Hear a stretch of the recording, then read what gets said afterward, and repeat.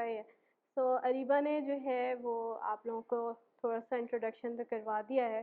सबसे पहले तो आप सबका बहुत-बहुत शुक्रिया। थैंक यू सो मच कि आप लोग आए इस वक़्त और बैठ के सुनने के लिए और आप लोग ने हमें बुलाया है और कार्डियक केयर के हवाले से। तो डेफ़िनेटली मैं भी अपनी पूरी टीम की तरफ से आप लोगों को वो मालूमात देना चाहूँगी कि जिससे आप लोग को ज़्यादा से ज़्यादा फ़ायदा हो, उन बच्चों को ज़्यादा से ज़्यादा फ़ायदा हो। सबसे पहले मैं अपने आप को इंट्रोड्यूस करवाती हूँ। मेरा नाम डॉक्टर फ़ातिमा अली है। मैं बच्चों के दिल की डॉक्टर हूँ, पीड्स कार्डियोलॉजिस्ट हूँ। आगा खान मेन हॉस्पिटल है, वहाँ पर मैं सेक्शन ऑफ कार्डियोलॉजी में काम कर रही हूँ। सो उनके बिहाफ़ के ऊपर हमारी पूरी टीम है, मैं यहाँ पर आई हूँ। तो सबसे पहले हम ये पहली स्लाइड देखते हैं। पहली स्लाइड में जो हमारे पास टॉपिक है वो ये है, टॉपिक ये है कि जी डाउन सिंड्रोम के बच्चों में कार्डियक केयर क्यों ज़रूरी है। सो कार्डियक केयर ज़रूरी होने से पहले हमें इस बात को भी जानना चाहिए कि जी दिल की जो बीमारियाँ हैं जिसको आप लोग अक्सर लिखे हुए देखेंगे, इसमें टर्म CHD लिखा होता है। तो CHD means congenital heart disease. Congenital कहते हैं कि पैदाइशी, हार्ट मीन्स दिल और दिल की बीमारियाँ। सो नॉर्मली जो है हम आगे स्लाइड्स में मैं आपको दिखाऊंगी कि हम ये समझते हैं कि जी दिल की बीमारियां से बड़ों में ही हो सकती हैं, ठीक है। तो ये कॉन्सेप्ट गलत कॉन्सेप्ट है। जो दिल है वो बच्चों में भी होता है, बड़ों में भी होता है और वो बच्चों में भी वैसे ही होता है जो बड़ों में होता है, सही है। सो उसके अंदर कोई तब्दीली नहीं आती। तो जितने खाने छोटे बच्चों में उतने खाने बड़े लोगों में होते हैं। तो क्योंकि दिल जो है वो माँ के पेट में ही बन जाता है, ठीक है। सो जो बीमारियाँ दिल की बनावट में असर करती हैं, यानी अगर 4 खाने होते हैं, 4 खानों में साइज़ में फ़र्क है, उनके पर्दों में सुराख है, शरियानें पलटी हुई हैं, यानी पैदाइशी तौर पे बनने के अमल में कोई प्रॉब्लम्स हैं, तो उसको हम कंजेनिटल कहते हैं, यानी पैदाइशी दिल की बीमारियाँ कहते हैं, ठीक है। लेकिन वो बीमारियाँ जो कि बड़ों की अपनी जो है हरकतों की वजह से होती हैं, घी खा रहे हैं, ठीक है, एक्सरसाइज नहीं कर रहे, ब्लड प्रेशर बढ़ रहा है, उसकी वजह से जो शरियानों में सख्ती आ जाती है और उसकी वजह से जो है आपको दिल का हार्ट अटैक होता है या और इस तरह के मसले होते हैं, तो वो फिर जो है वो बड़ों की बीमारियां आ जाती हैं। वो बीमारियां बच्चों में नहीं होती, ठीक है। तो हम आजकल 21वीं सदी में जिस एरिया में हैं, तो ये तस्वीर अगर आप देखें, कैन आई हैव पॉइंटर। तो अगर हम टॉपिक को देखें तो टॉपिक लिखा है why do we need congenital heart disease awareness.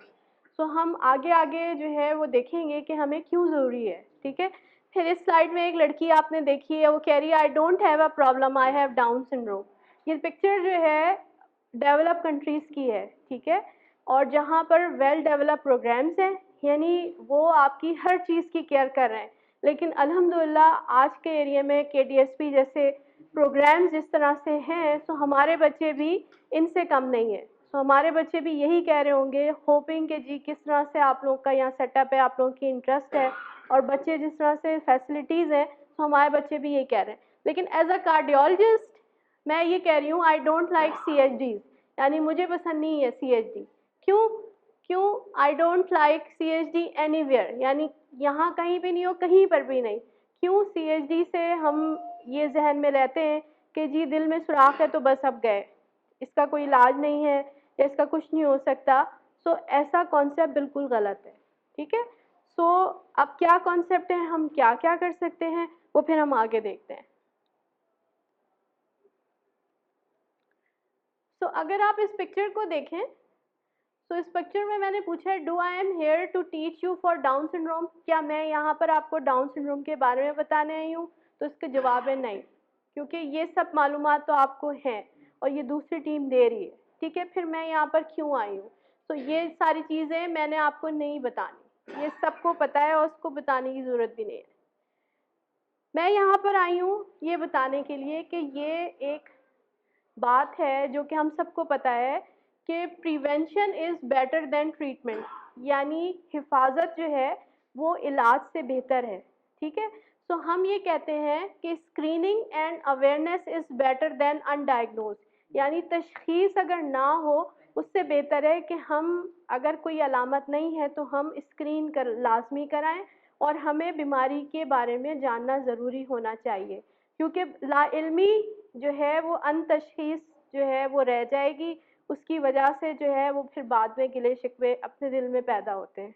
ठीक है, तो ये बात मैं अभी आपसे कर चुकी हूँ कि अगर आप देखें कि ये जो है बड़ों के दिल का ये दिल है और शरियाने हैं और ये बच्चों का सिस्टम है, तो दोनों सिस्टम जो है वो एक जैसे ही हैं, कोई फर्क नहीं होता। दिल के वही 4 खाने इधर भी होते हैं, 4 खाने इसमें भी होते हैं, वही शरियाने, लाल खून, नीला खून, सारी चीज़ें उसी तरह से हो रही होती हैं। ठीक है, तो अब हमें करना क्या है, अगर हम इसको देखें कि जी दिल जो है वो अंदर से कैसा होता है, तो आप ये देखें ये सीधी तरफ के खाने हैं, ये उल्टी तरफ के खाने। ठीक है, तो सीधी तरफ के 2 खाने होते हैं, एक छोटा खाना एक बड़ा खाना। सही है, इसी तरह उल्टी तरफ एक छोटा खाना एक बड़ा खाना। सही है, ये जो वेल्व्स है ना, ये मैं आपको क्यों दिखा रही हूँ, क्योंकि आगे आपको जब मैं कार्डियक केयर और थोड़ी बीमारियों के बारे में बताऊंगी तो आपको जो है ना हेल्प मिलेगी। सही है, तो नीला खून, नीला पाइप जो है ये गंदा खून लाता है जिस्म से, ये लाल पाइप जो है ये लाल खून, साफ खून लाता है। सो गंदा खून सीधी तरफ आता है और साफ खून उल्टी तरफ आता है। ठीक है, और यहाँ से आके ये वेल्व से गुजरता है और ये इन दोनों खानों के दरमियान में पर्दा होता है जो कि इन दोनों खून को मिक्स होने से रोकता है। ठीक है, इसी तरह नीले खून की शरियान सीधी तरफ से निकलती है जो कि फेफड़ों में खून को साफ करती है, जो साफ खून की शरियान वो उल्टी तरफ से निकलती है। ठीक है, तो ये दिल की बनावट है अंदर की। इसी तरह यही बात जो मैंने अभी आपको कही कि जो बड़े लोग होते हैं उसमें दिल की शरियानों का मसला होता है, यानी खून यहाँ से जा रहा है लेकिन जब यहाँ पर अगर कोलेस्ट्रॉल बनना शुरू हो जाता है तो शरियानें ब्लॉक होना शुरू हो जाती हैं। ठीक है, तो उसकी वजह से दिल को सप्लाई कम होती है ऑक्सीजन की और उससे जो है हार्ट अटैक होने शुरू हो जाते हैं। लेकिन बच्चों में ऐसे मसले नहीं होते, बच्चों में कहीं ना कहीं पैदाइशी तौर पे कोई ना कोई मसले हैं, यहाँ पर सुराख नजर आ रहा है आपको, यहाँ पर जो है सुराख नजर आ रहा है, कोई इस तरह की चीजें होती हैं, तो ये पैदाइशी मसले होते हैं। ठीक है, तो हमें इसकी भी टेक केयर करनी है। तो अब हम कंजेनिटल हार्ट डिजीज को ओवरऑल देखते हैं कि जी कितना कॉमन है, क्या हर बच्चों में कॉमन है, क्या हमें बहुत परेशान हो जाना चाहिए या हमें क्या करना चाहिए ना। तो कहते हैं कि congenital heart disease 1 in 125 life birds, most common birth defect, यानी पैदाइशी तौर पे और भी डिफेक्ट होते हैं। बाज़ दफ़ा आपने देखा होगा किसी का होंठ कटा है, किसी का तालू है, किसी की उंगली ज़्यादा है। ठीक है, किसी की उंगलियां जुड़ी हुई हैं, इस तरह बहुत सारे जो है वो पैदाइशी नुक्स होते हैं। उसी में जो है वो सबसे ज़्यादा हार्ट डिफेक्ट जो है common heart defect, common birth defects में हार्ट डिफेक्ट जो है वो कॉमन है। Occurring during the first 8 weeks of foetal development, यानी जब बच्चा माँ के पेट में बन रहा होता है तो पहला जो 3 महीने होते हैं यानी 8 हफ्ते होते हैं उसमें आपका दिल बन रहा होता है। तो इसीलिए आप देखते होंगे कि आपकी गायनेकोलॉजिस्ट जो है वो ये कहती है भाई ये दवाइयाँ नहीं खाना, ये फलानी चीज़ नहीं खाना, ये असर करेगी बच्चे के ऊपर, खतरनाक असर हो सकते हैं। तो पहला और दूसरा निकल जाता है, तीसरे ट्राइमेस्टर में अल्लाह अल्लाह खैर सही सब चीज़ें ठीक रहती हैं। ठीक है, तो अब सवाल ये होता है कि क्या रीजन क्या हो सकता है। ठीक है, सो कंजेनिटल हार्ट डिजीज का कोई रीजन नहीं है, कुछ एक आध बीमारियां जिसमें आप कोई दवाइयां हैं जिसकी वजह से हो सकती है, लेकिन एज सच कोई ओवरऑल रीजन नहीं है, दिस इज स्पॉर्डिक। ठीक है, सो ये किसी को भी हो सकती है। लेकिन अगर हम डाउन सिंड्रोम में देखें कि जी डाउन सिंड्रोम में हार्ट डिफेक्ट्स कितने कॉमन है और कौन कौन से होते हैं, तो उसमें आप देखेंगे, परेशान मत होइएगा कि ये इतने सारे नाम लिख दिए हैं, कि 50% down syndrome patients have heart diseases. ठीक है, लेकिन डेफिनेटली 50% के अलावा जो 50% है उनको नहीं भी होते। सही है, तो ज़रूरी नहीं कि हर बच्चे को और हर बच्चे को यही सारे हों, बिल्कुल माइनर सी चीज़ भी हो सकती है। ठीक है, इससे ज़्यादा और कॉम्प्लेक्स भी हो सकती है। सो उसमें हमारे पास ये डिफरेंट कैटेगरीज आती हैं, इसको हम आगे तस्वीर से समझाएंगे। ठीक है, तो अब सवाल ये आता है कि अगर आपके बच्चे को दिल की बीमारी है, अभी तो ये डाउन सिंड्रोम के पेरेंट्स से बात करें, लेकिन जब हम नॉर्मल पेरेंट्स से भी बात करते हैं तो हम उनको कुछ क्लूज देते हैं। सही है, कुछ क्लूज देते हैं कि जी कब कब आपको ज़रूरत पड़ेगी कि आप कार्डियोलॉजिस्ट के पास जाएं। पीडियाट्रिशियन के पास तो सभी जाते हैं, नज़ला ज़ुकाम खांसी हो गया, और दिल के डॉक्टर के पास सिर्फ बड़े लोग जाते हैं, सही है। सो इन बच्चों को कब दिल के डॉक्टर के पास जाना चाहिए? सो उसमें हम ये कहते हैं, क्या आपने अपने बच्चे को ये देखना है कि आपका बच्चा क्या एक्टिव है एज अदर पीयर्स, यानी उसके जो दूसरे बहन भाई कजन्स हैं, मोहल्ले वाले, घर वाले, उनकी तरह एक्टिव है, उसकी एक्टिविटी वैसे ही है, या उसकी एक्टिविटी कम है, खेलने में सुस्त हो जाता है, ठीक है। अगर छोटा बच्चा है, आपका बच्चा जो है गेनिंग वेट, क्या वज़न सही जिस तरह बढ़ता है कि पहले 10 दिन में बच्चे का वज़न कम होता है, फिर बढ़ना शुरू हो जाता है, फिर 6 महीने पे जो बर्थ वेट है वो डबल हो जाता है, फिर 1 साल पे इतना होना चाहिए, ठीक है। सो क्या आपके बच्चे का वज़न सही बढ़ रहा है कि नहीं बढ़ रहा, ठीक है। Is your baby struggling during feeding, having sweating, anxious look, क्या बच्चा, आपका बेबी जो है फीड करते हुए थक रहा है, परेशान है, आपको लग रहा है कि जी उसको कुछ ना कुछ मसला हो रहा है, ठीक है। सो ये सारी अलामात हैं, सही है। तो ये अलामात हो सकती हैं किसी भी बच्चे को, ना बच्चे को हार्ट अटैक होगा, ना वो ये बताएगा जी मेरे सीने में दर्द है, मुझे पसीने आ रहे हैं। आपने अपने बच्चों में ये अलामात देखनी है, अगर ये अलामात होंगी या नॉर्मल बच्चों में किसी में भी ये अलामात होंगी, तो वो फिर सस्पिशन, यानी आपको थोड़ा सा लाएंगी कि जी हमें कुछ गड़बड़ है, हमें जो है आगे कहीं जाना चाहिए। Are you dealing with infant colics? So ये चीज़ बड़ी इंपॉर्टेंट है। अमूमन 3 महीने के बाद बच्चों में पेट में मरोड़ शुरू हो जाते हैं, रो रहे होते हैं, रातों को रोएंगे, फिर सुबह चैन से सो जाएंगे। ये सब सब पेरेंट्स के होते हैं, मेरे भी बच्चों में हुए, सही है। कभी उल्टा लिटाते हैं, कभी सौंफ का पानी, कभी ये कभी वो, ठीक है। सो इन्फेंट कोलिक इज नॉर्मल, एक एंटिटी है, लेकिन अगर ये अनयूजुअल है, इसके साथ बच्चे को पसीने आते हैं, रंग फीका पड़ रहा है, या कोई अनकंसोलेबल क्राई है, अनयूजुअल टाइम पे इस तरह से होता है, तो ये फिर आपके सस्पिशन होना चाहिए कि कोई गड़बड़ और है, ठीक है। ये वो आम चीज़ नहीं है, कुछ गड़बड़ है। Do you need to consult doctors for your child for repeated respiratory tract infection, यानी अगर दूसरे बच्चों के मुकाबले में आपके बच्चे को ज़्यादा जो है छाती का इन्फेक्शन हो रहा है, गला ख़राब हो रहा है, बार बार जो है ये चीज़ें हो रही हैं, तो ये भी एक अलामत होती है, ठीक है। आर फेंटिंग एपिसोड, या आप इन बच्चों में या किसी और बच्चों में अचानक से बेहोश हो गए, या स्कूल गए हैं, स्कूल में खड़े खड़े बेहोश हो गए, या वैसी कोई बेहोशी की अलामत हुई और जिसकी कोई रीज़न नहीं है, तो उसको भी फिर थोड़ा सा दिखाना चाहिए। History of sudden death in family less than 30 years, ये खाली इंडिविजुअल एक चीज़ ना को नहीं ले सकते, क्योंकि उसमें बाज़ दफ़ा एक्सीडेंट भी हो सकते हैं, बाज़ दफ़ा कोई और चीज़ भी हो सकती है। किसी बच्चे में कोई अलामत है कि अगर कोई फेंटिंग एपिसोड हुआ है और उसके साथ फैमिली हिस्ट्री भी ऐसी है, तो फिर दिल के तारों की बीमारी को इवेलुएट करा लेना चाहिए, ठीक है। आप लोग बोर तो नहीं हो रहे? सही है। अब हम सवाल ये करते हैं कि जी अब वो कौन सी अलामत है ऐसी जिसमें आप लोगों को बताने की ज़रूरत नहीं पड़ती। जो वो मैंने बताई ये इसलिए बता रही हूँ कि वो अलामत थोड़ी छुपी हुई होती हैं, लेकिन अब आप लोगों के सामने ज़ाहिर हो गई हैं। ये ऐसी अलामत हैं जो कि बहुत ऑब्वियस हैं, जिसमें तो आप वैसे भी अपने बच्चे को लेके जाएंगे। जो दिल की बीमारियां हैं वो दो तरह की होती हैं, एक गुलाबी बीमारी होती है, एक नीले रंग की बीमारी होती है। यानी वो बीमारियां जो कि बच्चे में नीलापन पैदा करती हैं, ठीक है, उसको हम जो है साइनोटिक हार्ट डिजीज़ कहते हैं। और वो बीमारियां जो बच्चे को गुलाबी ही रखती हैं, लेकिन जो है उसको हम पिंक डिजीज़ कहते हैं या एसाइनोटिक डिजीज़ कहते हैं, ठीक है।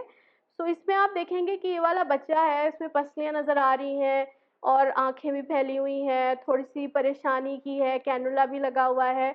यानी ये, और ये ब्लू नहीं है, ये देखें ये नीला है, लेकिन ये जो है नीला नहीं है, ये पिंक है।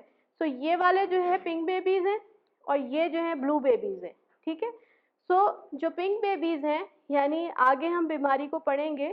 सो आपको ये तस्वीर दिखाने का मकसद ये है कि जो डाउन सिंड्रोम वाले बेबीज होते हैं उसमें अगर पिंक बीमारी वाली प्रॉब्लम्स है, तो अमूमन आपको इस तरह की कैकेक्टिक या बहुत अलामात नज़र नहीं आएंगी, ठीक है। जो है क्या कहते हैं, दिल के पर्दे में बड़ा सुराख है या छोटा सुराख है, बाज़ दफ़ा जो है वो इतनी इस तरह की अलामत नज़र नहीं आएंगी। बार बार छाती के इन्फेक्शन हो सकते हैं जो कि इन बच्चों में होते हैं, क्योंकि वो जो है वो थूक निकलने की प्रॉब्लम्स होती हैं, पट्टे थोड़े कमज़ोर होते हैं, ठीक है। तो उसकी वजह से हम समझते हैं कि ये आम छाती का इन्फेक्शन है। तो छाती के इन्फेक्शन के साथ जो है अगर बार बार हो रहा है तो हमें दिल की बीमारियों को देखना है। जो नीलापन है इस तरह का, इन बीमारियों को फौरन जो है वो इवेलुएट कराना चाहिए, ठीक है। अच्छा, अब कौन कौन सी बीमारियां या ऐसी हैं कि जिसमें अगर वो वाली अलामत नज़र आए तो उनको तो फौरन दिखाना चाहिए, लेकिन हम कहते हैं कि जी डाउन सिंड्रोम के हर बच्चे को स्क्रीन भी करना चाहिए और उनको एक दफ़ा डॉक्टर कार्डियोलॉजिस्ट को चेकअप भी कराना चाहिए।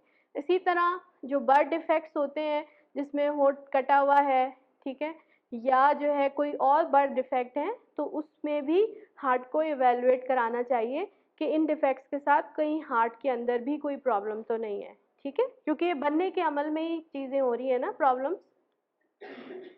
अब हम किस तरह से स्क्रीन कर सकते हैं, सही है। सो बहुत आसान तरीका है कि आप डॉक्टर के पास जाएंगे, आप लोगों को मालूमात होनी चाहिए कि कहाँ कहाँ कौन कौन से सेंटर्स हैं जहाँ पर बच्चों के दिल के डॉक्टर्स मौजूद हैं। सो हमेशा एक बात का ख्याल रखना है, दिल का डॉक्टर होना एक अलग चीज़ है, बच्चों के दिल का डॉक्टर होना एक अलग चीज़ है। जो बड़ों के दिल का डॉक्टर होता है वो बड़ों के दिल को अच्छी तरह समझता है, उसकी जो मालूमात है, उसकी जो समझ है, वो उसी की हद तक होती है, सही है। सो जो बच्चों के दिल का डॉक्टर होता है उसको फिर छोटी छोटी हर चीज़ का उसी लिहाज से ख्याल होता है। अब जैसे मुझे आप कहेंगे जी ये मेरी ईसीजी है और ये मेरी जो है दवाइयाँ हैं, मुझे जो है वो ब्लड प्रेशर इतना हुआ हुआ है या मुझे जो है वो हार्ट अटैक हुआ था, आप बता दें, तो मैं देखूंगी तो सही लेकिन थोड़ी सी घबराऊंगी। क्यों? क्योंकि मैं बड़ों की दिल की बीमारियों को डील नहीं करती, सही है। तो जो बीमारियों की जो दवाइयाँ हैं वो दवाइयाँ बड़ों के कार्डियोलॉजिस्ट अच्छे डील करते हैं, मैं बता सकती हूँ, लेकिन मैं आपको बहुत अच्छा डील नहीं करूँगी। लेकिन जो बच्चों के दिल की बीमारियाँ हैं, अगर आप मुझसे पूछेंगे तो मैं फर फर फर फर बताऊँगी, हर चीज़ बताऊँगी कि ये है, फलाना है, ढिमकना है, ये वो, ठीक है। स्क्रीनिंग जब हम बात करते हैं तो स्क्रीनिंग में दो चीज़ें इंपॉर्टेंट हैं। एक तो चेकअप बहुत इंपॉर्टेंट है, जो कि डॉक्टर ने आपके बच्चे आपसे हिस्ट्री ली, उसका स्टेप से सुना, उसके बाद क्या सवाल ये होता है कि जी सुनने के बाद सब चीज़ें डॉक्टर ने देख तो लिया, उसने कहा लग रहा है कुछ नहीं है, तो क्या हमें यहीं पर स्टॉप कर देना चाहिए कि जी 100% चीज़ें रूल आउट हो गई है। कहते ये हैं कि जो स्टेथोस्कोप से सुनने से तकरीबन 60 से 70% जो है वो आपको तशखीस में हेल्प हो सकती है, लेकिन 100% आप श्योर नहीं हो सकते कि जी बिल्कुल भी छोटा भी चीज़ परफेक्ट हार्ट नहीं है। उसके लिए आपके पास इकोकार्डियोग्राफी जो है वो मौजूद है, ठीक है। ये दिल का अल्ट्रासाउंड है जिसको इको कहते हैं, ठीक है। इसके अलग एक्सपर्ट होते हैं, लेकिन ये है कि जो हम बच्चों के दिल के डॉक्टर्स हैं ये हम सोनोग्राफर के साथ मिलके करते हैं, ठीक है। और उससे जो है आपके दिल की हर चीज़ मोस्टली खुल के सामने आ जाती है, ठीक है। अच्छा जी, अब हम ये करते हैं, सवाल ये है कि do you really need to know the underlying heart disease, क्या आपको बीमारियों के बारे में बहुत ज़्यादा मालूमात होनी चाहिए? तो इसका जवाब है कि नहीं जी, आपके लिए बस छोटी मोटी मतलब एक जनरल कॉन्सेप्ट एक होना चाहिए और लाजमी होना चाहिए। मैं अपने जितने भी मरीज़ हैं, अगर बच्चे बहुत छोटे होते हैं तो उनके पेरेंट्स को, लेकिन अगर बच्चे थोड़े से बड़े होना शुरू हो जाते हैं, लेकिन जैसे 7-8 साल का बच्चा है या 10 साल का बच्चा है, वो इतना समझदार होता है हमारे बच्चे कि उनको अपनी बीमारी के बारे में पता होता है, तो उनको फिर मैं बीमारी के बारे में काउंसिल करती हूँ कि जी आपको अपनी बीमारी के बारे में खुद पता होना चाहिए। कि दिल के 4 खाने दिखा रहे हैं, ठीक है। ये 2 सीधे तरफ के खाने, 2 उल्टी तरफ के खाने, और यहाँ पर आप एक पर्दा देख रहे होंगे, ठीक है। इन दोनों खानों के दरमियान में जो नीला खून और लाल खून है मिक्स ना हो, एक पर्दा होता है। जब बच्चे माँ के पेट में होते हैं तो ये जो ऊपर वाला पर्दा है इसमें एक सुराख होता है कुदरती तौर पे, जिसको पीएफओ कहते हैं, जो कि जब बच्चा पैदा हो जाता है तो वो खुद ब खुद बंद हो जाता है, ठीक है। लेकिन बाज़ दफ़ा ये सुराख खुद ब खुद बंद नहीं होता। अगर ये पीएफओ ही है तो इतना असर नहीं करता, लेकिन अगर ये सुराख नॉर्मल से बढ़ के ज़्यादा बड़ा सुराख है, जिसको हम एएसडी कहते हैं, ये लिखा है एट्रियल सेप्टल डिफेक्ट, एएसडी कहते हैं, तो ये छोटा सुराख होता है, ठीक है, जो कि ऊपर के पर्दे में होता है, सही है। इसी तरह चारों खाने के जो नीचे का पर्दा है, नीचे के दो खानों के दरमियान में पर्दा है, तो यहाँ पर आप एरो देख रहे हैं, तो यहाँ पर भी आपको एक सुराख नजर आ रहा है, ठीक है। सो ये भी दिल का सुराख है, सही है। अब ये सुराख यहाँ भी हो सकता है, ये सुराख यहाँ भी हो सकता है, और भी इस पर्दे के डिफरेंट जगहों पे हो सकता है। सो जब सुराख नीचे के पर्दे में हो तो इसको हम कहते हैं वीएसडी या वेंट्रिकुलर सेप्टल डिफेक्ट। तो आपके डॉक्टर जब भी आपको कहे जी आपके बच्चे से या कोई भी पीडियाट्रिशियन के पास जाते हैं और आप कहते हैं जी चेकअप करवाते हैं नज़ल ज़ुकाम के लिए, वो कहता है जी कोई आवाज़ आ रही है, दिल की एक्स्ट्रा आवाज़ आ रही है, मुझे लग रहा है इसके दिल में सुराख है, सही है। तो आप उनसे ज़रूर पूछें कि जी सुराख आपको कहाँ लग रहा है, ऊपर के पर्दे में लग रहा है कि नीचे के पर्दे में लग रहा है, सही है। दोनों के पर्दे में सुराख की नौयत और बीमारी की नौयत बहुत डिफरेंट होती है। हमें किस सुराख को बहुत अहमियत देना चाहिए और किस सुराख को लिफ्ट नहीं कराना चाहिए, वो अभी हम देखते हैं। फिर इसी तरह ये आप ये देख रहे हैं, ये क्या है, ये वेल्व्स हैं, यानी ये एक तरह से दरवाजे हैं, यानी एक जगह से दूसरी जगह आने के लिए वेल्व हैं कि खून, ये दरवाजे खुलते हैं तो ऊपर से खून नीचे आता है, और फिर जब इधर से शरियान में जाना होता है तो ये दरवाजे बंद हो जाते हैं, ठीक है। तो डाउन सिंड्रोम के जो बच्चे होते हैं, ये जो उल्टी तरफ का जो ये दरवाज़ा है जिसको हम माइट्रल वेल्व कहते हैं, इसके जो पट होते हैं जिसको लीफलेट कहते हैं, उसमें बाज़ दफ़ा कटाव होता है जिसको हम कहते हैं क्लेफ्ट, ठीक है। सो बाज़ दफ़ा ये जो वेल्व हैं, ये दो वेल्व, ये एक, ये अलग वेल्व है, ये अलग वेल्व है, ये बाज़ दफ़ा ये दोनों वेल्व जुड़े हुए होते हैं, ठीक है, और सुराख होते हैं, वो आगे हम दिखाएंगे। लेकिन बाज़ दफ़ा ये वेल्व बिल्कुल अलग होते हैं, सब चीज़ें ठीक होती हैं, लेकिन ये जो वेल्व ये है, इसमें एक हल्का सा कटाव होता है जिसको माइट्रल वेल्व क्लेफ्ट कहते हैं, उससे जो है वेल्व में लीकेज हो सकती है, ठीक है। सो ये एक चीज़ है जो कि आप पूछ सकते हैं जी भाई मेरे बच्चे के जो वेल्व है वो ठीक है, उसमें लीक तो नहीं है, उसमें कोई कटाव तो नहीं है, सुराख है तो किधर है, सही है, ताकि फिर मैं उस लिहाज से उतनी परेशान हूँ या आपको परेशान करूँ। फिर अगर हम आते हैं तो हम ये देखते हैं कि जी कुछ और बीमारियां हो सकती हैं। तो यस, अभी हमने छोटी मामूली बीमारियां के बारे में बात की, अब थोड़ी सी ज़रा बड़ी बीमारियां देखते हैं कि और क्या क्या हो सकता है। तो ये आपको मैंने नॉर्मल हार्ट दिखाया है कि नीला खून लाल खून दोनों वेल्व अपने अलग अलग, दोनों पर्दे बिल्कुल जुड़े हुए, ठीक है, दो अलग अलग शरियानें निकल रही हैं। लेकिन अगर आप इस हार्ट को देखें तो आप ये देखें कि ये दोनों वेल्व जो हैं ये अलग अलग नहीं है, ये मिलके एक ही वेल्व समझे हो गया है, ठीक है। इसी तरह यहाँ पर जो सुराख है, ये जो पर्दा है ये भी पूरा नहीं है, ये एरो बता रहा है कि यहाँ का खून इधर आ रहा है, ठीक है। और इसी तरह यहाँ पर देखें ये पूरा पर्दा ऊपर तक जुड़ा हुआ नहीं है, ये यहाँ पर सुराख है, ठीक है। सो जो डाउन सिंड्रोम बेबीज होते हैं उसमें जो मोस्ट कॉमन हार्ट डिफेक्ट होता है उसको हम कहते हैं एंडोकार्डियल कुशिंग डिफेक्ट, यानी CAVSD, complete endocardial Cushing defect. उसमें ये होता है कि जी आपके वेल्व जो हैं वो जुड़ जाते हैं, ठीक है, एक वेल्व होता है, इसके अलावा नीचे के पर्दे में भी सुराख, ऊपर के पर्दे में भी सुराख, ठीक है। सो ये एक बीमारी हो गई जो पिछली बीमारी से थोड़ी सी बड़ी बीमारी है, ठीक है। अब इस वाली बीमारी को देखें जिसको हम कहते हैं टेट्रोलॉजी ऑफ फेलो या टॉफ कहते हैं। सो ये आप अगर रिकॉल करें, मैंने दो बच्चे दिखाए थे, एक गुलाबी बच्चे और एक नीले बच्चे। सो जो नीले बच्चे होते हैं उनके अंदर ये बीमारी हो सकती है या इस जैसी और बीमारी हो सकती है, जबकि ये वाले बच्चे बीच के होते हैं, पिंक भी हो सकते हैं प्योर, या थोड़े से नीलापन भी आ सकता है। जो पहले वाली बीमारियां, जो पहले छोटे छोटे सुराख थे, वो सिर्फ सारे पिंक बच्चे थे, ठीक है। सो नीली बीमारियां यहाँ पर हैं। अब यहाँ पर देखें यहाँ पर क्या मसले हो रहे हैं, यहाँ पर ब्लू खून यहाँ पर आ रहा है और यहाँ से जा रहा है, ये देखें ये शरीयान जा रही है, ठीक है, ये शरीयान का अपना वेल्व है। अब यहाँ पर आप देखें नीला खून यहाँ से आया, इधर आया, अब ये खाना कितना मोटा हुआ हुआ है, ठीक है ना, इसके पट्टे मोटे हुए में, यहाँ पर फिर आपको एक सुराख भी नजर आ गया, ठीक है। और ये जो शरीयान जा रही है, इसका वेल्व ने पूरा मुंह बंद कर दिया है। अब ये इसका देखें, ये कितना प्यारा सा वेल्व बना हुआ है, खुलेगा बंद होगा, जबकि आप इसको देखें कि ये कितना मोटा सा बिल्कुल मुंह बंद हो गया है, ठीक है।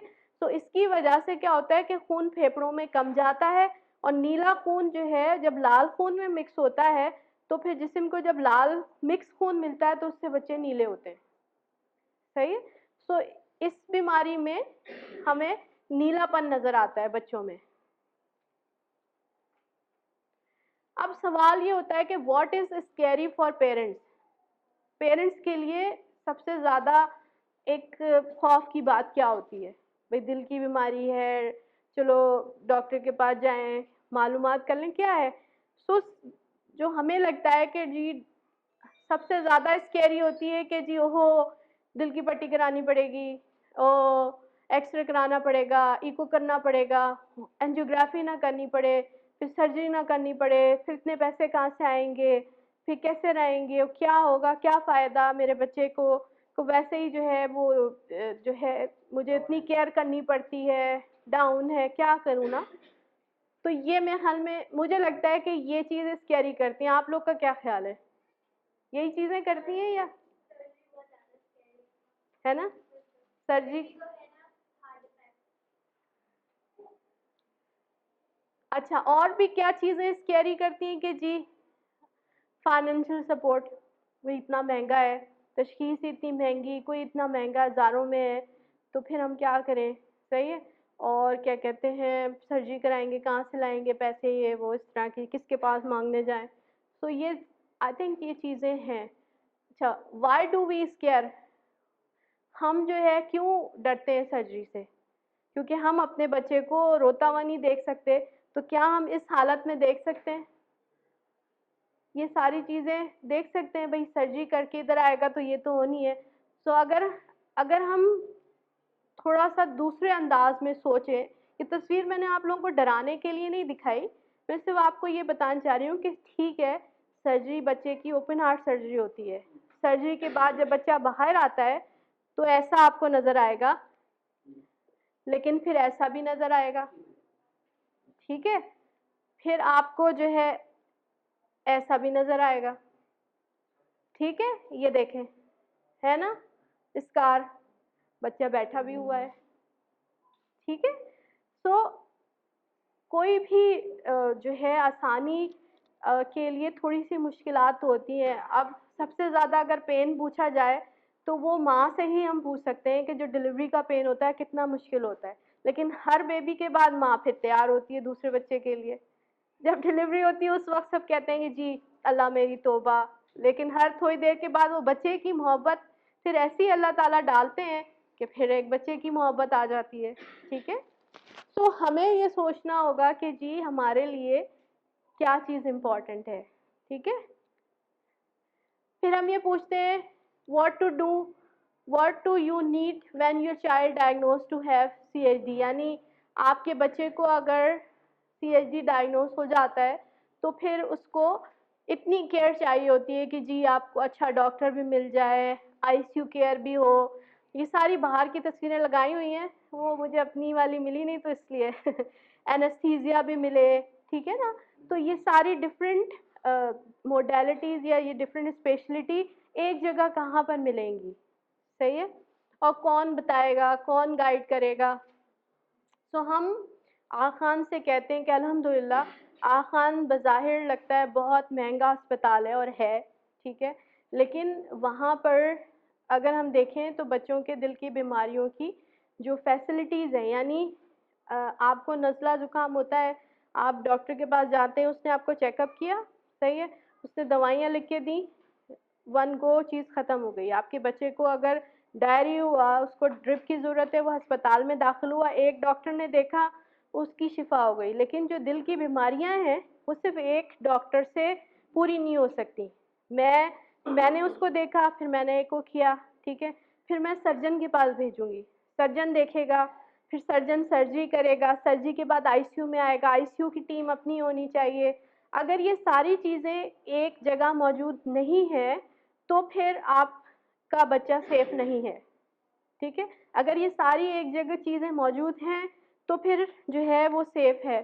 सो हम ये कहते हैं कि आखान में हम अल्हम्दुलिल्लाह cardiologist, you are in good hands. क्यों? क्योंकि मैं अपनी तारीफ नहीं कर रही, मैं आपको सिर्फ एक टीम वर्क बता रही हूँ कि जो ओवरऑल जो टीम है वो पूरी टीम है, यानी कार्डियोलॉजिस्ट भी हैं हम वहाँ पर सर्जन्स भी मौजूद हैं और बच्चों के सर्जन भी मौजूद हैं और बच्चों के ही इंटेंसिविस्ट भी मौजूद हैं। तो यहाँ पर हम आखान में आपको हेल्प भी मिलेगी, एडवाइस भी मिलेगी, आपको जो है फाइनेंशियल असिस्टेंस भी मिल जाएगी, आपको हर चीज़ मिल सकती है, थोड़े से धक्के खाने भी मिलेंगे। तो ये मेरी टीम है, ठीक है। आई थिंक ये डॉक्टर बाबर को आप लोग सब जानते होंगे। सो हमारे मोस्ट जो है मेंटोर हैं डॉक्टर नदीम असलम, कार्डियोलॉजिस्ट हैं, डॉक्टर सलीम अख्तर है और doctor Waris and doctor mime, ये दोनों हमारे कार्डियक सर्जन्स हैं। ये मैं खड़ी हुई हूँ, ठीक है। डॉक्टर शाजिया कार्डियोलॉजिस्ट हैं। ये हमारी ये दोनों, ये सारी जो है टीम है सोनोग्राफर्स की जो इको करती हैं। ये जो है सदाकत हमारा नर्स स्पेशलिस्ट है जो कि कार्डिक आईसीयू में होते हैं। डॉक्टर कल्बे अब्बास हमारे कार्डिक आईसीयू के स्पेशलिस्ट हैं जो कि वहाँ पर जॉब करते हैं। तो ये होल टीम की जो है हमारी तस्वीर है। तो कंक्लूजन ये है कि कंजेनिटल हार्ट डिफेक्ट जो है कॉमन है बच्चों में, ठीक है, और डाउन सिंड्रोम में, लेकिन proper care and early intervention help ensure children will heart defects life healthy life. यानी आप अगर प्रॉपर केयर और अर्ली इंटरवेंशन कर लें तो बहुत बेहतरी हो सकती है। क्यों? सवाल है क्यों? इसलिए क्या पता आपका बच्चा इनमें से ये हो, आपकी बच्ची इनमें से ये हो। तो सादा दिल की बीमारी जिसका इलाज मुमकिन है और उसका अगर इलाज ना करें तो आप उसको इस तरह इतना बनने से रोकें, ठीक है। तो वो दिल की बीमारियां जिनके इलाज मुमकिन है, सही है, उनके इलाज से अगर आपका बच्चा और सेहतमंद हो जाता है, सेहतमंद से मतलब कि देखें जो कुदरती तौर पे एक प्रॉब्लम है, स्लोनेस है, वो तो रहेगी, लेकिन जो एक्टिविटी है, बार बार के इन्फेक्शन, फीड सही नहीं ले रहा, जो उसकी हंसी है, जो उसकी मुस्कुराहट है, जो उसका खेलना है, वो चीज़ अगर बेहतर हो जाती है तो हमें और क्या चाहिए, ठीक है। तो इसके साथ ही मैं अपनी टॉक ख़त्म करती हूँ और आप सबका बहुत बहुत शुक्रिया सुनने का। और आप जो है अब सवालात मुझसे पूछें और मैं आप लोगों को जवाब दूंगी जो भी आप लोग पूछना चाहें।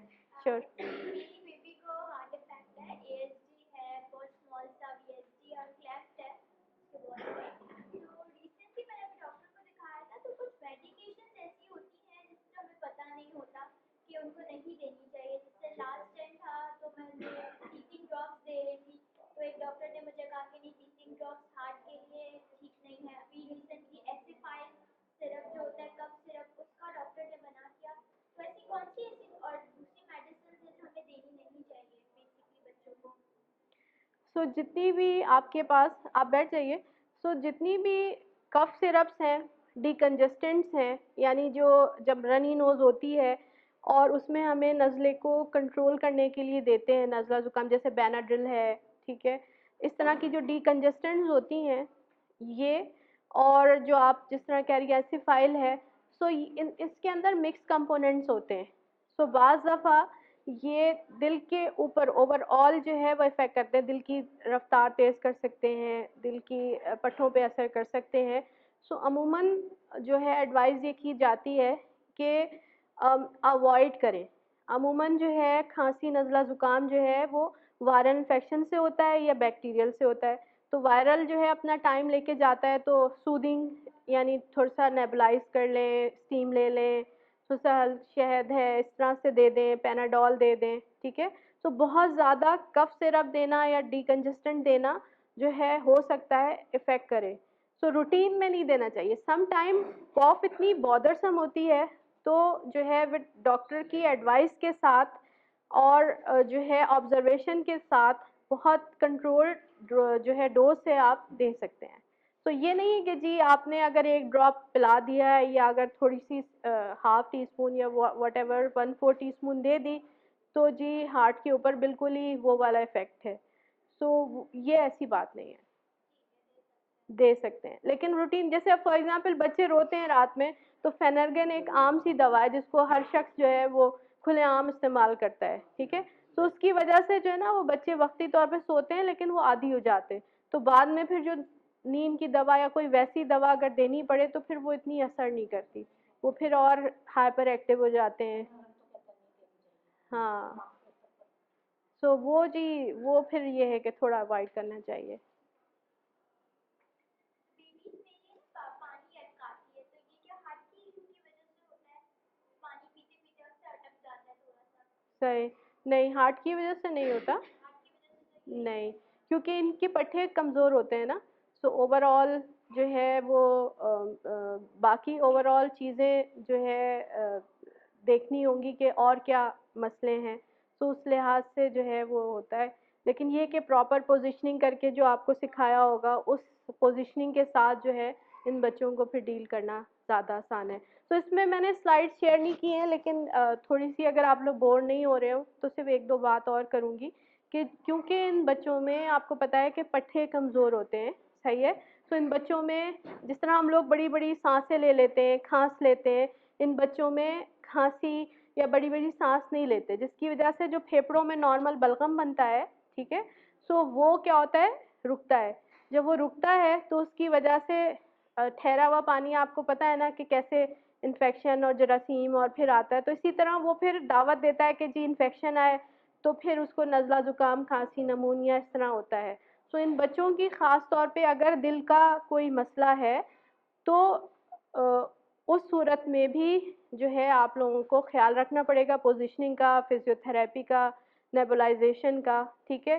जो नीले रंग की जो बीमारियां हैं वो तो सामने आ जाती हैं लेकिन जो पिंक बीमारियां हैं जो जिसमें बच्चे जो है वो सांस की तकलीफ हो सकती है, फीडिंग प्रॉब्लम हो सकती है, डाउन सिंड्रोम बच्चों में बाज़ दफ़ा ये अलामात इतनी ज़्यादा नज़र नहीं आती। तो आपने अगर फॉर एग्ज़ाम्पल आपने मुझे आके दिखाया और मैंने और इस तरह के बहुत सारे केसेस मैंने डील भी किए हैं कि आप मैंने आपको बताया कि जी आपके बच्चे के दिल में सुराख है, ठीक है, और इस वक्त अभी कोई दवा देने की ज़रूरत नहीं पड़ी लेकिन हमने इसको फॉलो करना है, सही है। हमने अब नेक्स्ट आपने इस वक्त पे आना है और फिर इस वक्त मैंने सर्जन के पास भिजवाना है। अगर बहुत सारी फैमिली के साथ मैं क्यों इस तरह ये बार बार करके कह रही हूँ कि हम लोग बच्चे की अलामात देखते हैं कि जी हमारे बच्चे को कोई तकलीफ होगी तो फिर हम लेके जाए, सही है। तो बाज़ दफ़ा अलामात ज़ाहिर नहीं होती, बाज़ दफ़ा वो चीज़ें सामने नहीं होती। तो अगर आपके डॉक्टर ने कहा है कि जी दिल में सुराख है और आपने जो है 6 महीने के अंदर या साल के अंदर दिखाना है, सर्जरी करानी है, तो आपको लाजमी अपने डॉक्टर की बात को फॉलो करना पड़ेगा और करना चाहिए। क्यों? क्योंकि वो फिर ऐसा ना हो कि उस सुराख की वजह से फेफड़ों के प्रेशर बढ़ जाएं, अलामात जब तक ज़ाहिर हों उस वक्त तक सर्जरी का जो आउटकम है वो अच्छा ना हो, सर्जरी करना इस बच्चे के लिए मुनासिब ना हो। तो आपने वक्त पे स्क्रीन करना है, वक्त पे जो डॉक्टर ने आपको एडवाइस की है उसको फॉलो करना है और डरना नहीं है। बेटे को भी लिख के दिया, एक को भी 7 साल के होंगे था तो डॉक्टर नदीम को ही दिखाया तो मैंने आवाज में। अच्छा, तो उन्होंने बोला था कि 5 या 7 साल में अगर इनको लगता है कि नीले हो रहे हैं तो आप इनका इको करवाएं, तो आप इको लिखवाया है। अभी कितने साल के? 7 साल के हो गए। 7 साल के हो गए तो बस अब आप फौरन करवा लें। बस रात को सोते देर में ये प्रॉब्लम है। सही है, तो उन्होंने बोला तो आप इको करवाएं। बस तो ठीक नदीम को है। उससे पहले इको नहीं हुआ? पहले हुआ था एडमिट थे जब आप खान। अच्छा अच्छा, वो कहते कि अभी ऐसा मसला नहीं है इनका।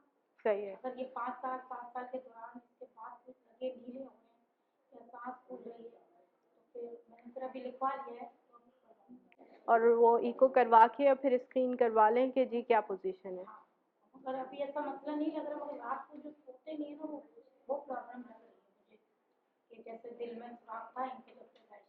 अच्छा, तो अभी वो कहेंगे ऐसा मसला नहीं लग रहा। सही है। तो अब आपने जाना है डॉक्टर नदीम के पास, उनसे इको करना है और उनसे पूछना है कि भाई ये कौन सा दिल का सुराख है, सही है, और आपने 7 साल के ऊपर क्यों बुलवाया है? सही है, और कौन सी बीमारी है मुझे सब पता है, अब आप मुझसे कुछ नहीं छुपा सकते। ठीक है, उन्होंने छुपाई नहीं होगी, डेफिनेटली कोई ऐसी बात है। वो मेरे सीनियर हैं और बहुत काबिल डॉक्टर हैं, बहुत शफीक डॉक्टर हैं। तो अब आपने उनसे कहना है कि जी हमें भी पता है। उन्होंने ये अलामत बताई थी कि अगर ये नीले होते हैं या कुछ सांस फूलती है तो उसमें परेशान होने वाली बात है, मगर अभी तक तो ऐसा कुछ नहीं। हाँ, लेकिन फिर भी अब दिखा नहीं, दीजिएगा। मगर लिखवाया हुआ है मैंने आपका। जी, ज़रूर मैं करवाइएगा। जब भी आपके पास आई हूँ। सही है। तो आप लोगों के जिन जिन बच्चों की स्क्रीनिंग में एक को हो चुका है तो अच्छी बात है, नहीं हुआ तो फिर आप लोग अरीबा से कांटेक्ट करें, उनको नाम लिखवाएं, फिर हम फैसिलिटेट कर लेते हैं कि किस तरह से हम आपके बच्चों को स्क्रीन कर लें। सो जो है वो मेरे ख्याल में डॉक्टर बाबर आते हैं चेकअप के लिए या जो भी है। हाँ, चेकअप के लिए आते हैं। तो वो फिर आप देख लें, कम्युनिकेट कर लें, तो वो हम देख सकते हैं कि हम कितने बच्चों को स्क्रीन करना चाहिए, और हो गए हैं या जो रह गए हैं उनको हम स्क्रीन कर लेते हैं, देख सकते हैं। मुझे 2 सवाल करने हैं। एक तो पहले ये है कि मेरा बेटा अभी वो तकरीबन 1.5 साल का है। जी जी। उसका मैंने फर्स्ट जब 1 साल का था तब मैंने इसको करवाया था। उस वक्त जो है वो उसका हार्ट में कोई प्रॉब्लम नहीं थी। सही है। डॉक्टर सलमान के पास भी रिपोर्ट दिखाई थी, अब मुझे ये पूछना है कि मैंने उनको दिखाई थी, तो क्या मुझे किसी हार्ट स्पेशलिस्ट को दिखानी चाहिए? एक चीज़ हो गई है। सही है। दूसरा ये कि क्या अगर वो नॉर्मल हार्ट है, जैसे कि उन्होंने मुझे अब तक बताया, उसको कोई ऐसी प्रॉब्लम नहीं है, तो अगर वो नॉर्मल हार्ट है तो क्या ये ओवर द पीरियड ये दिल में सुराख हो सकता है या नहीं हो सकता, या हार्ट एक दफ़ा डेवलप हो गया तो हो गया, उसके बाद इसमें कोई चेंजिंग नहीं है? सही है। एक तो ये है, और दूसरा ये है कि हम मतलब और ऐसी क्या एसोसिएटेड बीमारियां हैं हार्ट से रिलेटेड स्पेसिफिकली जो कि हमें टाइम टू टाइम मॉनिटर करनी चाहिए, या जिसकी अलामत कुछ हों? जैसे एक मेरे साथ प्रॉब्लम ये है बच्चे के साथ कि वो रात में सोता आधे 1 घंटा सोता है, फिर उठ जाता है, फिर सोता है, फिर उठ जाता है, तो वो उठ के या तो वो अक्सर ऐसा नहीं होता कि बच्चा बहुत ज़्यादा भूखा है, फीड का नहीं होता, वो रोते ही उठता है, मतलब वो चेस्ट कंजेशन ज़्यादा रहती है। सही। बस एक ही चेस्ट कंजेशन ही रहती है, बाकी और कुछ नहीं। तो उम्र कितनी है आपके बच्चे की? 1.5 पौने 2 साल। अच्छा, 1.5 साल। नहीं है। सही है। सो आपके पहले सवाल का जवाब तो ये है कि जी जो इको आप करवा चुके हैं और डॉक्टर सलमान को दिखा दिया है, सो इको अमूमन जो है वो हम पीड्स कार्डियोलॉजिस्ट में से ही कोई करता है, कोई ना कोई जो भी रिपोर्ट करता है, सोनोग्राफर्स करते हैं, लेकिन हम खुद भी देखते हैं, खुद रिपोर्ट करते हैं, और यूजली पेरेंट्स से बात करते हैं। तो आपने कहा आखन से ही कराया था? नहीं, मैंने मेरी क्योंकि सारी चीज़ें बुरहानी हॉस्पिटल से की, तो मैंने बुरहानी हॉस्पिटल से ही करवाया था। तो यूजली जो हम लोग रिकमेंड करते हैं कि जो बच्चों के दिल का एको होता है, सही है, नॉर्मल बच्चों में भी जब स्क्रीनिंग के लिए आते हैं तो हम ये कहते हैं कि जी जो बच्चों के दिल के डॉक्टर हैं ना उनसे ही करवाया जाए, क्योंकि वो फिर तफसील से देखते हैं हर चीज़। जो एडल्ट कार्डियोलॉजिस्ट या एडल्ट सोनोग्राफर्स हैं वो एक क्विक देखते हैं और कुछ चीज़ें मिस भी कर सकते हैं। सो डॉक्टर सलमान को रिपोर्ट दिखाई है और उसमें उन्होंने अगर पूरी डिटेल लिखी हुई है तो जो है इट्स ओके। लेकिन अगर बुरहानी से हुआ हुआ है तो आप अरीबा के साथ वो रिपोर्ट शेयर कर लें, अरीबा जो है मुझसे कांटेक्ट करके दिखा देगी, एंड फिर देख लेते हैं कि वो रिपोर्ट में कितनी डेफिशिएंसीज हैं, मैं अपनी नज़र से देख लूँगी। तो अगर हमें लगेगा तो फिर मैं इनको बता दूँगी कि आप एक दफ़ा फिर मेरे पास क्लिनिक में आ जाएं, तो क्लिनिकल हम देख सकते हैं और फिर एको अगर नीड होगी तो कर लेंगे, अदरवाइज़ कोई ज़रूरत नहीं है। दूसरा आपके सवाल ये है कि जो है एक दफ़ा अगर होल है नहीं है तो फिर दोबारा नहीं हो सकता। ठीक है, सो जो ऊपर वाला पर्दा है उसमें जो छोटा सा होल जिसको पीएफओ कहते हैं वो अगर खुला हुआ है तो वो उतना ही रहता है। उसकी मिसाल ऐसी है जैसे चेहरे के ऊपर तिल। ठीक है, तो चेहरे के ऊपर तिल नज़र तो आता है लेकिन वो चेहरे को ख़राब नहीं करता, यानी कैंसर का दाना होगा ना वो पूरे चेहरे को खा जाएगा। ठीक है, इसकी मिसाल फिर इस तरह लें, लेकिन तिल अगर है तो तिल चेहरे को तो नहीं खाता ना, वो जो है तो वो है। तो जो पीएफओ है जो छोटा जिसको हम कहते हैं उसको हम इग्नोर करते हैं, ठीक है, इट्स ओके। लेकिन अगर वही बड़ा साइज है, एएसडी है, तो वो फिर बाद में उसको देखना पड़ता है, फॉलो करना पड़ता है। तो सुराख अगर नहीं है पर्दे में तो दोबारा पैदा नहीं होगा।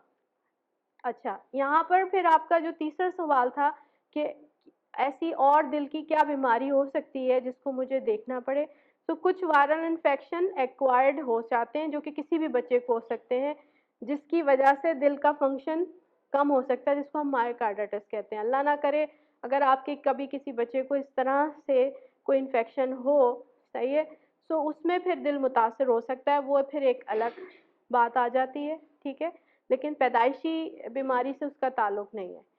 तीसरी इम्पॉर्टेंट बात ये होती है कि इन बच्चों के क्योंकि मुंह छोटे होते हैं, जबड़े, सही है, सो सबने नोट किया होगा या आप लोगों को बताया होगा कि बच्चे सोते में थोड़े से जब बड़े होते हैं तो खराटे लेना शुरू कर देते हैं, ठीक है। सो उन खराटों की वजह से जो एयरवे ऑब्स्ट्रक्शंस होती हैं, ठीक है, तो उसकी वजह से क्या होता है कि ऑक्सीजन की कमी होती है। जब ऑक्सीजन की कमी होती है तो जो सीधी तरफ वाला दिल है ना, उसके ऊपर प्रेशर पड़ना शुरू कर देता है। तो थोड़ी सी जब एडोलेसेंट्स में या थोड़ी सी बड़ी एज में ये आते हैं, अगर इनको इस तरह की नेज़ल ऑब्स्ट्रक्शन की वजह से हाइपोक्सिया की बीमारी रहे, तो वो फिर बाद में थोड़ा दिल के ऊपर इफ़ेक्ट कर सकते हैं और दिल के ऊपर असर दे सकते हैं। उसको फिर अलग इवैल्यूएट अगर नीड हो तो करानी होती है, हर बच्चे को नहीं होती।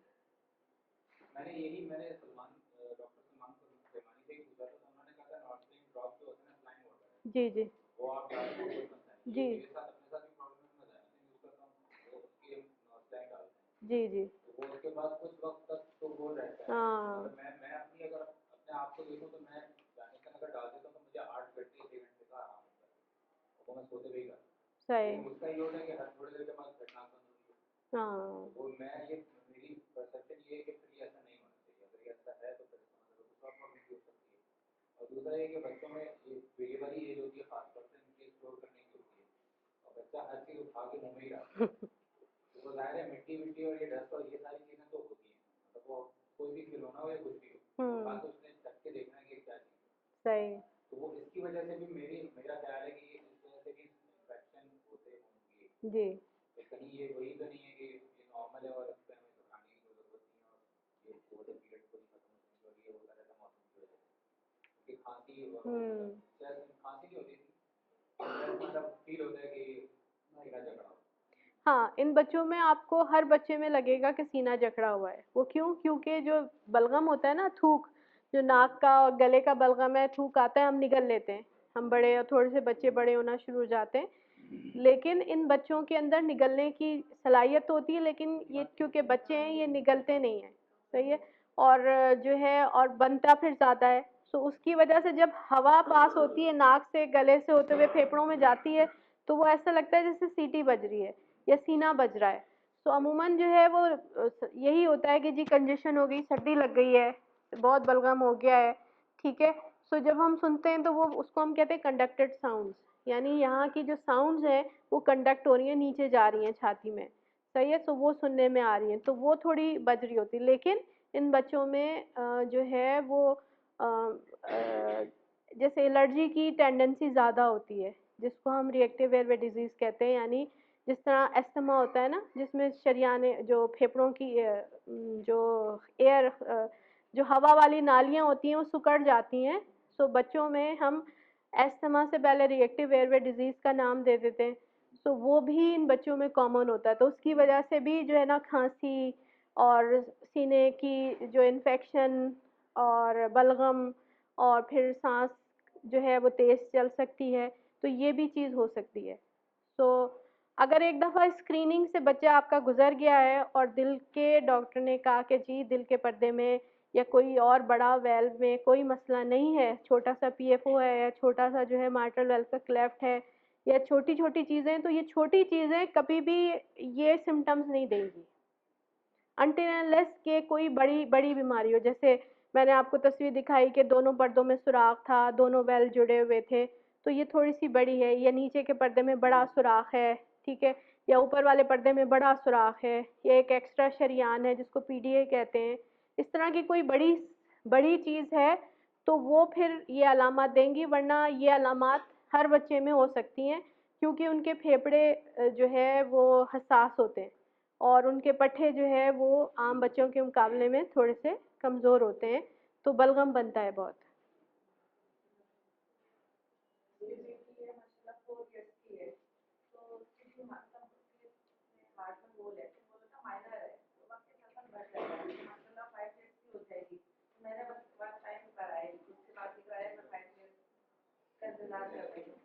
आप बिल्कुल तो कहाँ से करवाया था आपने? सही, तो किसी बच्चों के दिल के डॉक्टर ने देखा था? नहीं, दिल के डॉक्टर थे, बच्चों के दिल के डॉक्टर थे? अच्छा अच्छा, सही। तो अभी कितने साल के हैं बच्चे आपके? 4+ है। तो आप जो है अपनी ना इको की रिपोर्ट अरीबा से शेयर करें। हाँ, तो अरीबा से शेयर करें, वो मुझसे फिर रिपोर्ट दिखाएंगी, फिर मैं बताऊंगी कि ये माइनर था। देखिए मैंने अभी ना सारी जो चीज़ें इसीलिए आप लोगों को अवेयरनेस दी, आप हाँ मिस हो गई। सो अगर मैं अरीबा, अगर आप इजाज़त दो थोड़ी सी इनके लिए पीछे तस्वीर दिखा दूँ।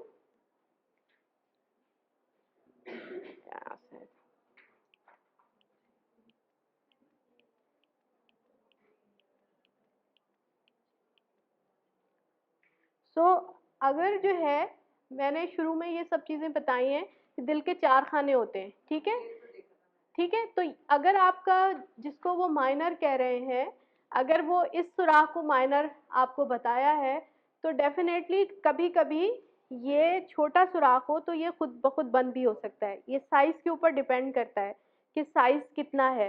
लेकिन जब बच्चा बड़ा होता है, बाज़ दफ़ा वो स्ट्रेच होता है, तो वो साइज़ भी बड़ा होता है, तो वो खुला रहता है, ठीक है?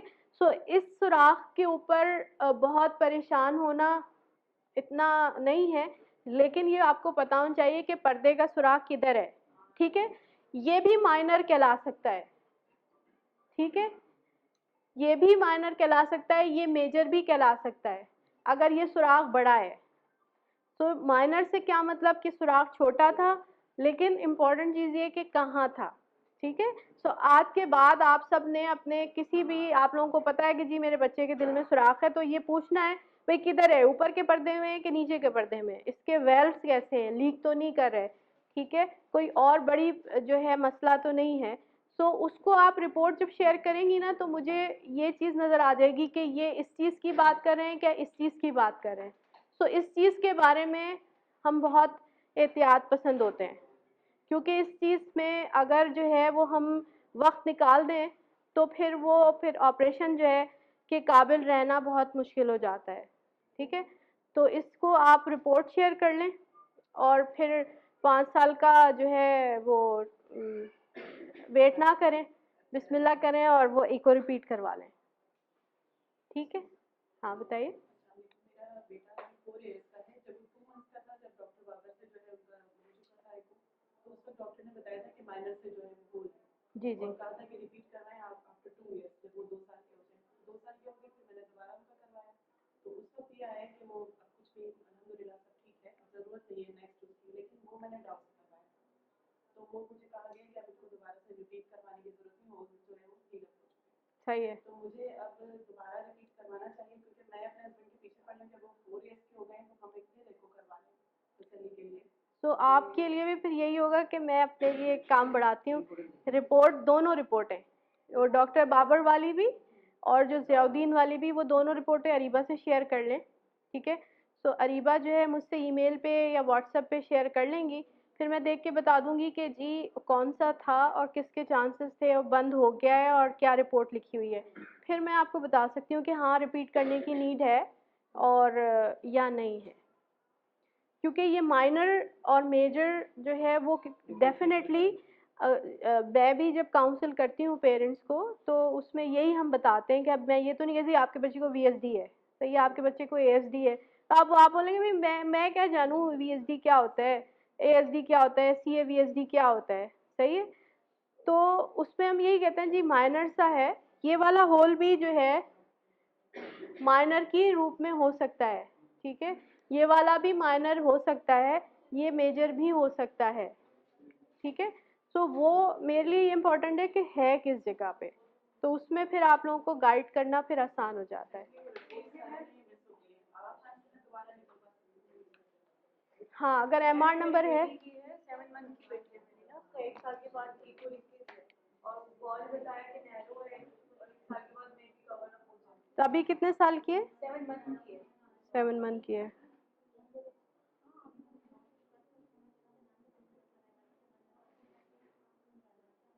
इसकी वजह से जैसे उसको खांसी का और चेस्ट में बहुत ज़्यादा जो है ना घबराहट सी बहुत ज़्यादा रहती है, तो ये आपने कब कराया? तो पिछले साल सितंबर का हुआ है।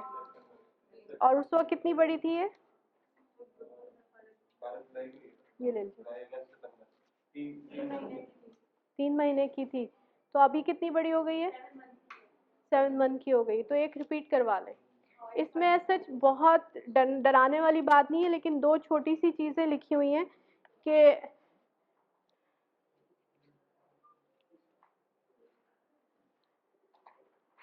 ये जो शरियान देख रही है ना आप, ठीक है, इस शरियान का ये जो वेल देख रही हैं, ठीक है, इसका जो मुंह है ये थोड़ा सा तंग है, यानी ये थोड़ा सा यूं करके नहीं खुल रहा, ये यूं खुल रहा है, यानी जिसको हम कहते हैं स्टेनोसिस, यानी मुंह वेल में तंगी है। सो ये तंगी जो इसमें ग्रेडियंट लिखा हुआ है उसके लिहाज से हल्की तंगी है, लेकिन ये हल्की तंगी बाज़ दफ़ा जो एक और चीज़ लिखी हुई है पीडीए, उसकी वजह से जब खून फेफड़ों में ज़्यादा जाता है तो भी नज़र आती है, ठीक है। लेकिन ये बड़ी शरियान लाल खून और ये नीली शरियान, इनके दरमियान में एक छोटी शरियान होती है जो कि बच्चे जब माँ के पेट में होते हैं उस वक्त होती है, जिसको पीडीए कहते हैं। जब बच्चे पैदा होते हैं तो ये खुद ब खुद बंद हो जाती है, ठीक है। तो आपकी बेबी की ना ये वाली शरियान छोटी खुली हुई है और इसमें हल्की सी तंगी इसमें लिखी हुई है। तो ये शरियान अगर स्टिल खुली रहती है, ठीक है, 7 महीने पे या और भी, तो उसकी बहुत आराम से एंजियोग्राफी के ज़रिए, अगर नीड है, एंजियोग्राफी के ज़रिए जाके डिवाइस क्लोजर हो जाता है। तो उसमें फिर कुछ करने की ज़रूरत नहीं, तो डिवाइस क्लोजर कर देते हैं। अगर वेल्व की तंगी बढ़ेगी या बढ़ी है, यानी अभी 25 लिखी है 50 हो जाती है या उससे ज़्यादा हो जाती है, तो इसको भी एंजियोग्राफी से ही खोल देते हैं, तो इसमें सर्जरी की ज़रूरत नहीं पड़ती। तो एंजियोग्राफी से आप बैलून करके, बैलून लगा के वेल्व खोल देते हैं और यहाँ पर डिवाइस डाल देते हैं और डॉक्टर बाबर इसके माहिर है, हो जाएगा।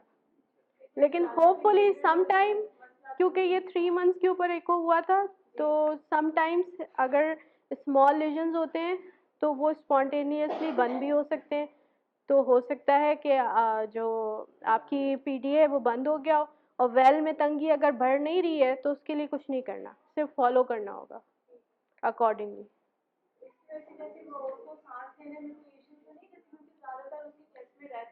देखो अब उसमें ना मैं यही कहती हूँ, हाँ, ये कहना बड़ा मुश्किल है क्योंकि जब तक आप क्लिनिकली देखेंगे नहीं कि क्या आवाज़ बढ़ रही है या बहुत तेज़ आवाज़ आ रही है। यस, अगर इसका जो तंगी है वो तंग हो गई है तो ये भी हार्ट के ऊपर स्ट्रेन करके और ये अलामात दे सकता है, ठीक है।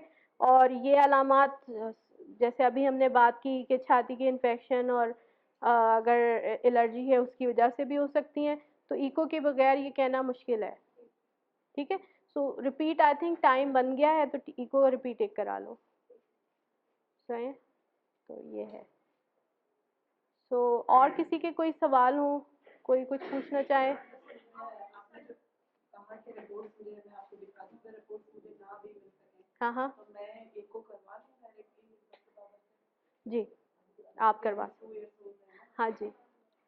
तो वो आप जो है वो इको का अपॉइंटमेंट लेके और एको करवा लें रिपीट, ताकि और फिर आप जो है वो अपनी नॉलेज के लिए जान जाएं कि जी क्या कहाँ सुराख था और कैसा सुराख था और अभी कैसा है, बंद हो गया है कि नहीं बंद हो गया। उनके साथ वैसे कोई ट्रबल नहीं है, बहुत एक्टिव रहते हैं हर तरह से, हाँ बच्चा वाला जी जी जी, और नींद भी बहुत अच्छी लेते हैं, मतलब रात में सिर्फ 1 साल के लिए उठते हैं फिर सो जाते हैं। सही है। तो अल्हम्दुलिल्लाह वैसे तो कभी ऐसा नजर नहीं आता, लेकिन फिर भी इत्मीनान करें। हाँ, इत्मीनान के लिए करवा सकते हैं। आप बताइएगा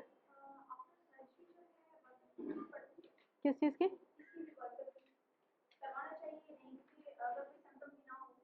सर्जरी के बाद? देखिए, सर्जरी के बाद जो है ना, हम ये कहते हैं कि अगर बच्चे के दिल में कोई भी मसला है पैदाइशी, तो उसका और कार्डियोलॉजिस्ट का ज़िंदगी भर का साथ है। अगर सर्जरी जो है, ये नीले बच्चे या गुलाबी बच्चे जो भी हैं उनको हम फॉलो अप में बुलाते हैं। क्यों?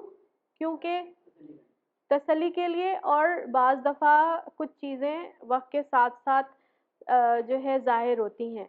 तो इससे पहले कि जो नीले वाली बीमारी थी जी, तो ये बच्चे, नीले बच्चे जो हैं, इसको मैंने अभी दिखाई थी बीमारी, ये, ठीक है।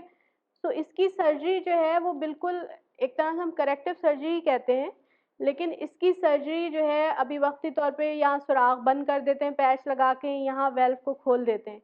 तो वेल्व को खोलने से जो है लीकेज होती है और इसको हमने फॉलो करना होता है कि सम टाइम इन लाइफ में भी दोबारा कोई और चीज़ करने की ज़रूरत पड़ती हो। इसी तरह सुराख बंद जब कर देते हैं तो हमें देखना पड़ता है कि ये वेल्व में लीकेज तो नहीं हो रही, कि जो एक कुदरती तौर पे चीज़ बनी हुई है, सो उसके ऊपर जब हम सर्जन कोई भी काम करता है तो वो तो दुनिया वाली चीज़ से करता है ना, जो कुदरती जो पट्टे हैं वो तो नहीं लगाते। सो वो जो कपड़ा लगा के सुराख बंद करना, वेल्व को खोल देना, टाँके लगा देना, सही है। सो उस चीज़ का फिर जब कोई भी आप देखें कि टाँके जब सूखते हैं तो वो चीज़ सिकुड़ती है, ठीक है। सो उस चीज़ का क्या असर हो रहा है, तो उन चीज़ों को हमें देखना पड़ता है। तो फॉलो अप तो जो है वो ज़िंदगी भर चलता है। कभी फिर भी जाएं, फिर भी जाएं आप, उसको बोलो कि आप नहीं बुलाओ लेकिन हम आएंगे। तो साल में एक दफ़ा शुरू में, सम टाइम फिर 3 ईयरली, सम टाइम 5 ईयरली, ठीक है। सब चीज़ें सही चलती जाती हैं तो फिर इस तरह आपकी फॉलो अप ड्यूरेशन बढ़ जाती है। बहुत सारे डॉक्टर पेरेंट्स की परेशानी को कम करने के लिए नहीं बताते और हम ये अज्यूम करते हैं कि जी आप आ जाएंगे, लेकिन आप लोग ये अज्यूम करते हैं कि जी अब कोई ज़रूरत नहीं है दोबारा चेकअप कराने की। तो बाज़ दफ़ा कुछ पेरेंट्स फिर इस तरह लैंडेड हुए हैं कि जी हमें ये लगता है कि हमें पेरेंट्स को कहना चाहिए कि आप लोग डॉक्टर के साथ राब्ते में रहें। जी जब और 2 साल के हुए, जब मैं एको के लिए गई तो वो बहुत ज़्यादा डरे हुए, मतलब बहुत मुश्किल से एको उनका हुआ। एक बार मैं गई, नहीं हुआ, उन्होंने करने ही नहीं दिया, बहुत ज़्यादा बेचैन हो रही थी। फिर दूसरी बार, तीसरी बार जाके फिर हुआ। तो मैं ऐसा क्या उस बच्चे को करूँ कि वो उनको प्रॉपर, मैंने उसकी रिपोर्ट में भी ये डर रहता है कि पता नहीं सही हुई। सो अभी कितनी उम्र है? अभी तो वो फिर अभी तो बात मानते होंगे ना। नहीं, वो तो उनका मूड पे डिपेंड करता है, मान लिए तो मान लिए। सो उसमें हम फिर ये करते हैं, क्योंकि बच्चे प्रॉपर लेट नहीं पाते या जो है रोते हैं, तो रोते में इको इतना अच्छा नहीं होता, तो उसमें फिर हम जो है ना पेरेंट्स को कहते हैं कि खाली पेट लेके आएँ 3 से 4 घंटे की, और बड़ा बच्चा है तो एटलीस्ट 4-5 घंटे की फास्टिंग हो, तो उसमें फिर हम नींद की दवा देते हैं कंट्रोल, और फिर मॉनिटर के साथ जो है वो फिर वो सो जाते हैं, वहीं पर देते हैं, और वहीं पर देते हैं 10-15 मिनट में सो जाते हैं आधे घंटे के अंदर। तो वो फिर हम एको करते हैं, ठीक है। और उस एको के बाद ही जब तक एको ख़त्म होता है और वो बच्चे जागना शुरू हो जाते हैं। तो वो बस घंटा डेढ़ की जो है वो हल्का सा नशा होता है, और उसको कंट्रोल इन्वायरमेंट में नर्स होती है, हमारे पास रजिस्टर्ड नर्स है, वो फिर हम डॉक्टर्स सब मौजूद होते हैं उसकी, उसमें देते हैं। सो ये हम कहते हैं कि अगर पेट भरे हुए के साथ आएँ तो फिर वो दवा देना मुश्किल हो जाता है, इंतज़ार करवाना पड़ता है जी, इंतज़ार करें जब तक पेट थोड़ा कम हो, खाली हो, फिर दवा दें। सो ये है। हार्ट में होल का जो ट्रीटमेंट है, सर्जरी है, कोई मेडिकेशन नहीं है? अभी तक साइंस इतने एडवांस हो गई, कोई ऐसी मेडिसिन नहीं कि विदाउट सर्जरी के ट्रीटमेंट। सो जो वर्ड होल है, सो उसमें बेसिकली कोई मेडिसिन नहीं है, या तो ये खुद ब खुद बंद हो जाएगा। सो अगर जो है वो नीचे के पर्दे में, नीचे के पर्दे जो होते हैं ये पट्ठों से बनते हैं, मसल से बनते हैं। सो जब मसल जो है थोड़े से मजबूत होते हैं, कॉन्ट्रैक्टिलिटी आती है, तो ये सुराख अगर छोटे सुराख हैं या झिरी के सुराख हैं तो ये खुद ब खुद बंद हो जाते हैं, तो इसमें कुछ करने की ज़रूरत नहीं होती। लेकिन बाज़ दफ़ा जो है वो अगर इस एरिया में है तो छोटा बिल्कुल सुराख है वो भी खुद ब खुद बंद हो जाता है। बाज़ दफ़ा ये ऊपर के पर्दे वाला जो सुराख है ये भी खुद ब खुद बंद हो जाता है अगर छोटा है तो, छोटे से दरमियाना भी, ठीक है। सिर्फ उसको फॉलो करके देखना होता है, लेकिन ऐसी कोई दवा नहीं है कि जिसकी वजह से ये सुराख भर जाए। इस सुराख की वजह से जो दिल के ऊपर असर हो रहा होता है, उस असर को कंट्रोल करने के लिए हम दिल की दवाइयाँ देते हैं, पेशाब आवर दवाइयाँ हैं, या नाम सुने लेसिक्स है या स्पायरो है या कैपोटिन है, या इस तरह की दवाइयों के ना आप लोग नाम देंगे, सुनेंगे या सुने होंगे। सो वो बेसिकली दिल के ऊपर जो असर हो रहा होता है ना उसको कंट्रोल करने के लिए देते हैं। सुराख को भरने की कोई दवा नहीं, या तो एंजियोग्राफी से डिवाइस डाल के वो सुराख बंद कर देते हैं, या फिर सर्जरी से जो है वो पैच लगा के बंद किया जाता है। तो वेल्व का क्लेफ्ट की भी वही बात है कि अगर मामूली सा है और वो लीक नहीं कर रहा, और अगर हाँ इसको कुछ करने की ज़रूरत नहीं होती, ठीक है। इसकी लीकेज अगर सीवियर हो, यानी उसकी वजह से दिल के खाने फैलना शुरू हो जाए, दिल का फंक्शन कम होना शुरू हो जाए और अलामात आनी शुरू हो जाए कि जी सांस फूल रही है, दिल की दवाइयाँ देनी पड़ रही हैं और हाई लेवल की दवाइयाँ देनी पड़ रही हैं, तो फिर डेफिनेटली सर्जरी की तरफ जाते हैं। हर छोटे मोटे सुराख के लिए सर्जरी हल नहीं है। सिर्फ कहने का मकसद ये है कि आपने अपने डॉक्टर्स को सिर्फ दिखाना है। अगर छोटा सुराख है और 1 से 2 बार भी वो इतना है तो ज़रूरी नहीं कि वो ख़तरा का बाइस होगा। वो आपको बार बार जो है वो जल्दी जल्दी एको कराने की नीड नहीं है। वंस इन अ ईयर भी सम टाइम नहीं, कभी कभी जो है वो हम क्लिनिकली देख के या एको देख के फिर डिसाइड करते हैं कि नेक्स्ट एको कब होना चाहिए, होना भी चाहिए नहीं होना चाहिए। तो जब भी अब आप लोगों को डॉक्टर कोई कहे या आप लोगों के जानने वालों में या किसी बच्चे में, पेरेंट्स में कि जी माइनर होल है या माइनर सी जो है, तो आप लोग पूछें ज़रूर जी कहाँ माइनर है, ऊपर के पर्दे में, नीचे के पर्दे में, वेल्व ठीक है, वेल्व में कटाव तो नहीं है, फंक्शन ठीक है, ये वो अनशन चीज़ें, ठीक है। तो ये चीज़ें और ये रिपोर्ट को ज़रूर संभाल के रखें। जो बेसलाइन रिपोर्ट होती है उसको बहुत संभाल के रखने की ज़रूरत होती है, क्योंकि अगर कोई माइनर भी होल है जिसको हमने माइनर समझ के छोड़ दिया, अल्लाह ना करे 5 साल बाद फिर एको होता है और चीज़ें ख़राब होती हैं, तो हमें ये पता हो कि जी किस वक्त एको नॉर्मल था और कब से अब बीमारी या प्रॉब्लम शुरू हुई है, ये है। मैम अगर स्मॉल पीएफओ होता है तो उसको रिकवर होने में कितना टाइम लग जाता है? अगर डॉक्टर ये कहें कि कुछ हो जाएगा जी, उसको कितना टाइम लगेगा? बाज़ दफ़ा फ्यू डेज़ में बंद हो जाता है, बाज़ दफ़ा कुछ महीने लगते हैं, कुछ जो है बाज़ दफ़ा कुछ साल भी लगते हैं, 1-2 साल में, और बाज़ दफ़ा चिपक जाता है, ठीक है। लेकिन जो है वो पूरा बिल्कुल मजबूती से बंद नहीं होता। अगर नहीं, अगर पीएफओ है तो यूजली जो है इसकी सिग्निफिकेंस नहीं है इतनी। जी, मैम मैंने सितंबर 2018 में करवाया था बेबी का, तो अब क्या मुझे उसको रिपीट करना चाहिए? उसमें क्या था स्मॉल पीएफओ, और बाकी दो दो तीन चीज़ें वो नॉर्मल। सब चीज़ें नॉर्मल थी। अरीबा की इजाज़त है, मैं देख लूँ।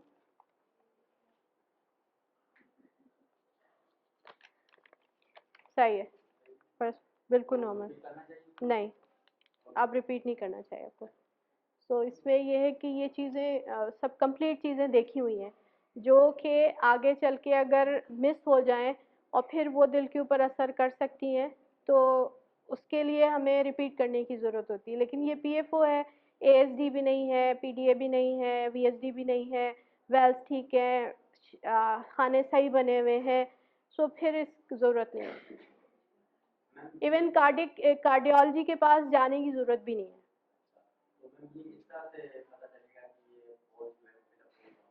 पता करने की ज़रूरत भी नहीं है।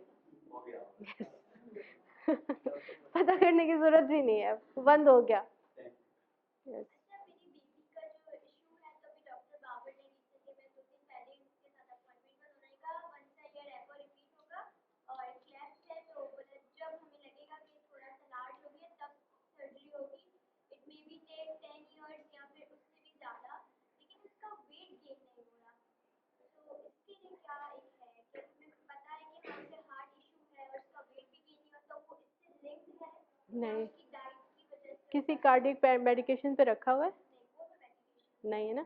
फिर वेट का इस हार्ट से इशू नहीं है। तो फिर का हाइट से होगा कि हाइट से छोटी है। उसकी ओवरऑल फिर कैलोरीज और फिर जो ओवरऑल फीडिंग प्रॉब्लम्स है ना, उसको फिर देखना पड़ेगा आपको कि आपकी जो मतलब उसके अंदर क्या फीडिंग प्रॉब्लम्स है, किस तरह आप ऑप्टिमाइज़ कर सकती हैं, किस तरह से और चीज़ें कर सकती हैं, ये है। जी, जी, थायराइड का भी बच्चों को इशू होता है कि मतलब वेट गेन होता है या नहीं होता है। जी, तो थायराइड मेरे बेटे को भी था, सही। वो भी अल्हम्दुलिल्लाह उन्हीं दिनों में वो भी आई थिंक वो स्क्रीन करवाया होगा ना आपने, थायराइड का टेस्ट। सही है।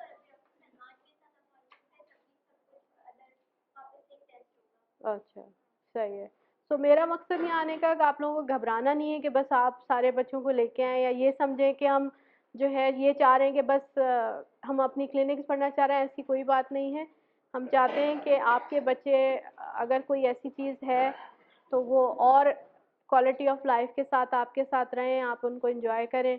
उनकी जो भी छोटी चीज़ें हैं वो आपको पता होनी चाहिए और उसको बस खुशी-खुशी और नॉलेज के साथ डील करें और घबराना नहीं है। एक जनरल नॉलेज का क्वेश्चन है कि ये हार्ट अटैक जो बड़ों या बच्चों को किसी को भी अगर होता है तो क्या होता है? और ये जो एक दवाई मैंने बहुत कॉमन नाम सुना है एंटीसेड होती है जो शायद जबान के नीचे रखते हैं तो वो ऐसा क्या करती है कि हार्ट अटैक जो है वो अच्छा। खत्म हो जाता है क्या होता है? Okay, so heart attack basically क्या होता है कि ये हमारा दिल है, ठीक है। अब नॉर्मली जो है वो चाहे दिल हो या दिमाग हो या जिस्म हो, सबको क्या होता है खून सप्लाई हो रहा होता है। खून किससे सप्लाई होता है? ये बड़ी शरेयान से, ठीक है। इस बड़ी शरेयान के इधर साइडों से छोटी शरेयानें निकलती हैं जिसको कॉर्नरी आर्टरीज कहते हैं। ये कॉर्नरी आर्टरी जो है ये दिल को जाके खून सप्लाई करती है, यानी खून के ये जो दिल के फट्टे हैं उनको खून सप्लाई कर रही होती हैं। सो ये कॉर्नरी आर्टरीज इस तरह की होती हैं, ठीक है, अंदर से पाइप की तरह से होती है, एक तरह समझ लें। जो दिल की शरेयानें जो कि दिल को खून सप्लाई करती हैं उनके अंदर खून रवां दवां ऐसे होता है।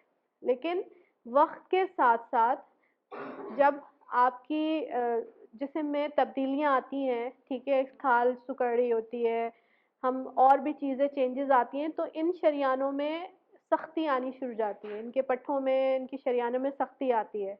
ब्लड प्रेशर बढ़ता है तो उससे सख्ती आती है। इसके साथ हमारी जो आजकल की ग़िज़ाएँ हैं, नाकिस ग़िज़ाएँ हैं, चिकनाई है और जिस तरह की हमारी रूटीन है, हम एक्सरसाइज नहीं करते और जो हम लोग का जो स्टाइल है उसकी वजह से क्या होता है कि ये जो आप देख रहे हैं ना पीला-पीला, ये प्लेक है। यानी ये जो है समझे एक तरह की चर्बी जमना शुरू हो जाती है। जब ये चर्बी जमना शुरू हो जाती है तो यहाँ पर आप देखें कि ये खून बिल्कुल कैसे रवां-दवां जा रहा है, लेकिन यहाँ पर जो है वो पतली धार की तरह जा रहा है। तो जब पतली धार की तरह जाता है तो दिल के पट्ठों को कम खून सप्लाई होता है। तो जब किसी भी वजह से ये बिल्कुल ब्लॉक हो जाए और दिल को खून सप्लाई ना हो तो वो हिस्सा क्या होगा, मुर्दा हो जाता है, ऑक्सीजन की कमी होती है तो जिसकी वजह से दर्द ये कुदरत का एहसान है कि वो अलार्म उसने रखा हुआ है, ऑटोमेटिक अलार्म, ठीक है। तो वो फिर दर्द की शिद्दत में सामने आता है। तो अगर उस दर्द के ऊपर फिर जो है जब एक हम जो एंजिसिड मुंह में रखते हैं वो एंजिसिड क्या करती है, वो जल्दी से खून में जस्ट फौरन हो जाती है। नॉर्मल गोली जब हम खाते हैं तो पेट में जाएगी, पेट से फिर खून में जाएगी, फिर खून से फिर दिल के खून में जाएगी।